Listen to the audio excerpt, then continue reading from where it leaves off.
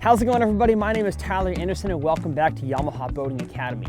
You know, I just enjoyed an awesome day of fishing out here in the water, but I want to make sure that I am safe as I head to my next spot. And so today's video, we're going to be discussing the topic of how to drive safely at higher speeds out on the lake. And so the first thing you want to be doing is making sure that you are aware of what is on the deck of your boat. You want to make sure that things are secured. That way when you get on plane, as we talked about in the driving basics video, and when we get on plane, nothing flies out of the boat and everything is secured. And so if you have a bass boat here, you're gonna wanna make sure that your rods are secured. So you're gonna wanna make sure that your rods are strapped down if you have the opportunity to, or are stowed away in the proper compartments for travel. You wanna make sure that any kind of tackle bags or accessories that are on the boat deck, as we love to do as fishermen, kind of strew our things across the boat, you wanna make sure you stow those nice and neatly inside your boat compartments. And lastly, you want to make sure that your trolling motor is properly stowed. Here I have the Minn Kota Ultrex. You want to make sure that your trolling motor, if you were to pull up on it, does not deploy. Because if you are driving in any kind of rough waves or weather, it's possible that things are going to shift around, and you want to make sure that your expensive, nice pieces of equipment are stowed away nice and securely. That way it doesn't hurt you or anybody else on the water. And of course, after you've cleared the boat deck, you want to sit down in your boat seat, put on your life jacket with your kill switch attached.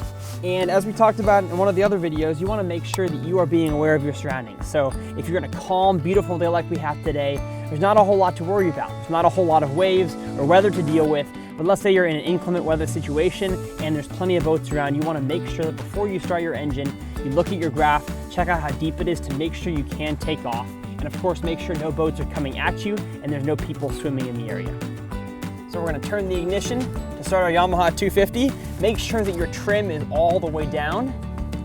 So you can hear the trim going down and it's finally reached the bottom, and that means we are ready to get up on plane. So I'm going to put the boat into gear, into drive, and I'm going to, of course, once again look around and make sure there's no boats coming towards me. Rule of thumb when you're driving is to always stay to the right of any boats coming towards you. There's tons of maritime laws when dealing with boats on the water, but general rule of thumb, stay to the right and stay away from other watercrafts on the water. And I say we get up on plane. So you're gonna press, I have a hot foot today, which is like a gas pedal for your Yamaha outboard. Some boats have the throttle on the gear shift itself, but we're gonna use the hot foot today. And so I'm gonna give it some gas to get the boat up on plane. And then once we're on plane, I'll tell y'all what to do.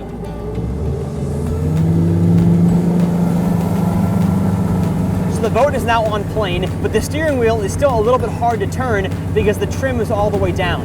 So you want to make sure once you get up on plane for the best riding experience to trim the engine up a little bit. And you'll feel the boat start to ride a little bit better, and the steering wheel will get quite a bit softer and easier to turn. And you want to give it some gas and those Yamaha engines can run. My name is Tyler Anderson. Thanks for watching Yamaha Boating Academy. We'll see y'all next time.